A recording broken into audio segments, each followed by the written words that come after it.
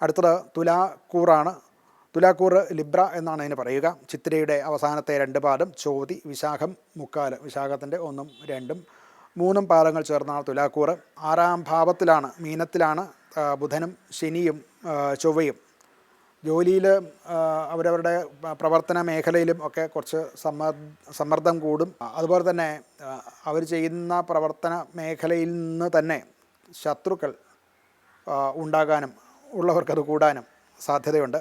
അതോടൊപ്പം തന്നെ പറയേണ്ടതാണ്, ശത്രുവിനെ ജയിക്കാനും ഇവർക്ക് ഈ കാലം അനുകൂലം തന്നെയാണ്. ധനപരമായിട്ട് വരുമാനത്തെക്കാളേറെ ധനവിനിയോഗം, ധന ചെലവ് കൂടുന്നതായിട്ട് കാണാവുന്നതാണ്. ആരോഗ്യപരമായിട്ടും അത്ര അനുകൂലമല്ല. ദേഹാസ്വാസ്ഥ്യങ്ങളൊക്കെ ഉണ്ടാകാൻ സാധ്യതയുണ്ട്. അതുപോലെ വാദസംബന്ധമായിട്ട് ഉള്ള രോഗമുള്ളവർ അത് കുറച്ച് കൂടാൻ സാധ്യതയുണ്ട്. രക്തസമ്മർദ്ദം അഥവാ സംബന്ധമായിട്ടുള്ള രോഗങ്ങൾ ഉണ്ടാകാൻ സാധ്യതയുണ്ട്. അങ്ങനെയുള്ള രോഗങ്ങളുള്ളവർ പ്രത്യേകം ശ്രദ്ധിക്കേണ്ടതാണ്. കുടുംബത്തിൽ വലിയ പ്രശ്നങ്ങൾ കാണുന്നില്ല, എങ്കിലും ചെറിയ ചെറിയ പിണക്കങ്ങളും ഒക്കെ ഉണ്ടാകാനുള്ള സാധ്യതയുണ്ട്. അത് തള്ളിക്കളയാൻ സാധിക്കുന്നില്ല.